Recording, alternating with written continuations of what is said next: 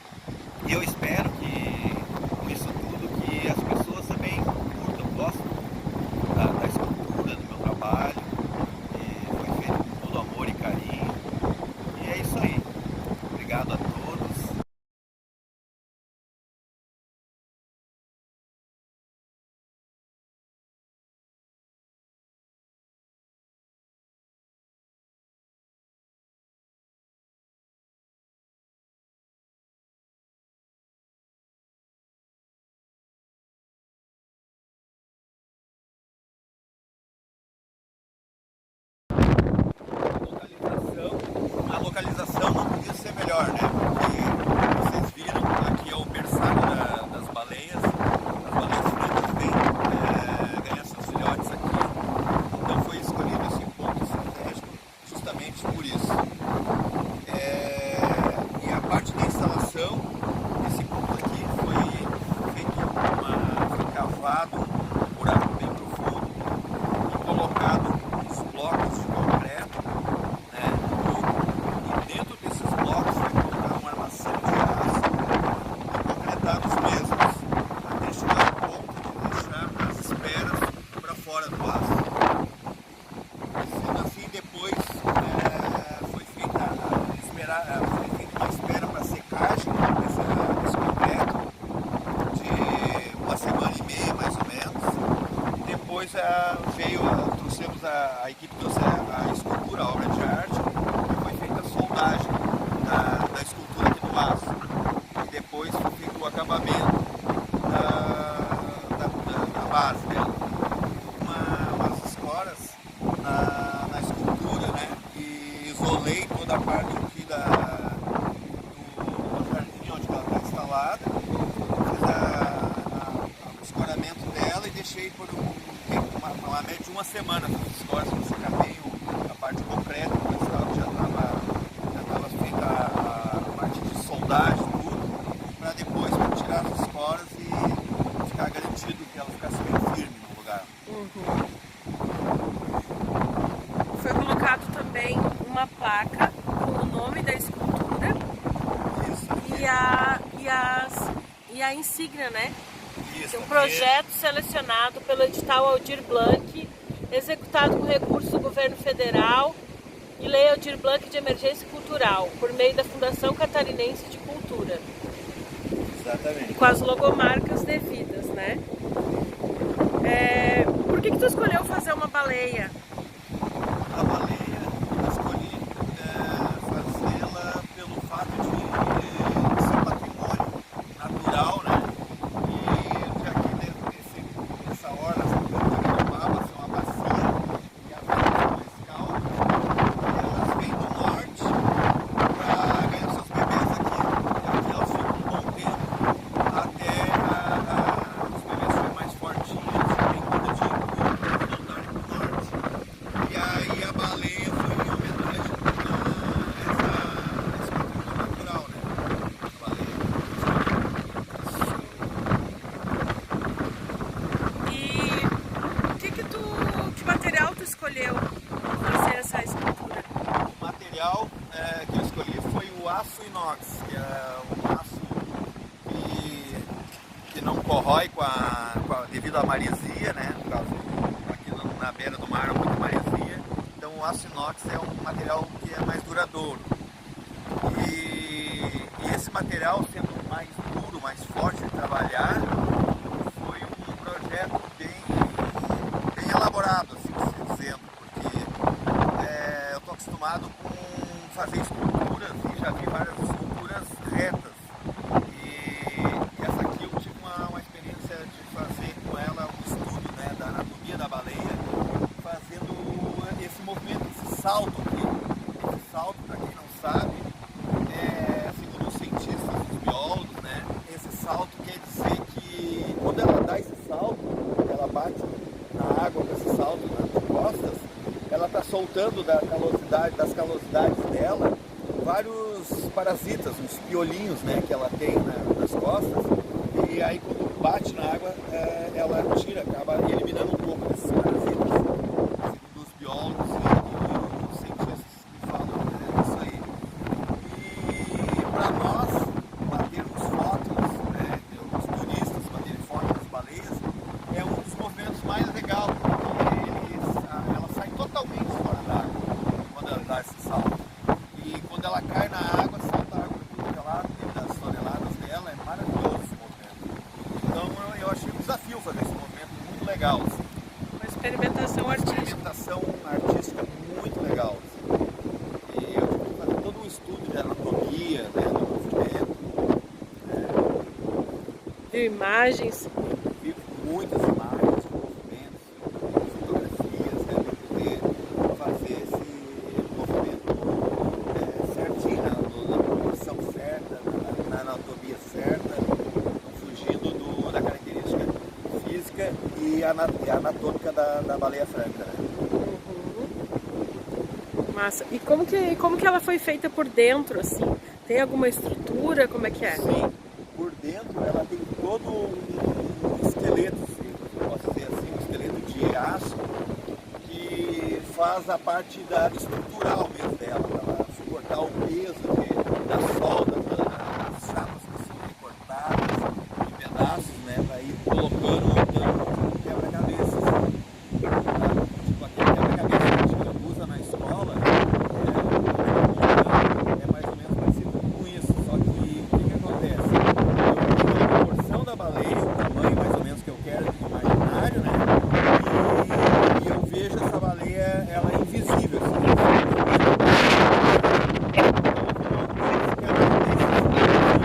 até ficar na forma visível para chegar nesse resultado. E tu faz um desenho primeiro? Como é que é? Na verdade, eu faço mais estudos visuais, assim, na internet, pelos movimentos, e o desenho já sai direto da cabeça mesmo, não desenho nada. Eu imagino a forma, o movimento, o tamanho, a proporção e vou fazendo de cabeça o desenho. Por onde tu começa a fazer essa peça? Por onde tu começou a fazer? Eu comecei a gente começa fazendo um projeto desde compra, né, depois da aprovação da mesma, a compra do eletrodo certo, né, porque o eletrodo tem que ser um eletrodo certo, o eletrodo certo para soldar, tanto na espessura do eletrodo quanto na liga dele, na liga de aço. A máquina para soldar não pode ser uma solda TIG, né, para fazer uma solda perfeita Por onde tu começou assim na construção dessa escultura, Osnaldo? Depois da compra dos materiais, quando chegou o material para ti, por onde tu começou a fazer essa escultura? Mas antes de eu começar a fazer a escultura, tem a escolha da chapa de aço. Tá. Escolher também, além do eletrodo, escolher o tipo de chapa de aço que eu vou usar, a espessura que vai me dar, porque como é um aço inox, é um material duro, eu não posso escolher uma chapa muito grossa, mas também não posso escolher uma muito fina, porque ela tem muito peso, né? Então ela tem que ter uma proporção certa para dar certinho. Aí depois disso tudo, da escolha da chapa e do material, eu tenho que começar também tem a parte da escolha do tipo de esqueleto que eu vou usar dentro dela, da estrutural, né? Para poder aguentar o peso, tudo mais vento, né? Os movimentos que dá. E depois desse esqueleto, dessa escolha de material, eu começo fazendo a parte do esqueleto dela. Começo a fazer pequenos recortes no aço, no metal, né? No aço redondo, né? E vou começando a fazer as formas dela, achando a anatomia do corpo dela e os movimentos assim, que eu quero dar. Depois disso pronto, a anatomia da forma, dos movimentos, eu vou recortando os pedaços de aço e vou soldando tipo um quebra-cabeça, para pegar a forma da parte externa dela. É assim que eu lidei com essa obra.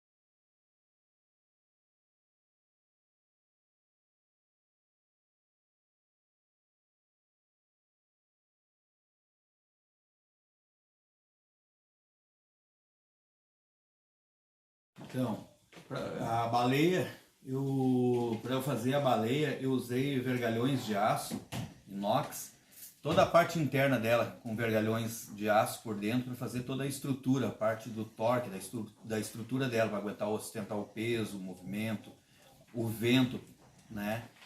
Para que pudesse ficar bem firme, bem forte, bem estrutural. Feito esse esqueleto da parte interna dela, né, que é a parte estrutural, eu vim com pedaços de chapas, como essa aqui grandona, né? Chapas, fui recortando os pedaços para fazer o que eu queria, o movimento que eu queria. Como é que eu fiz esses cortes?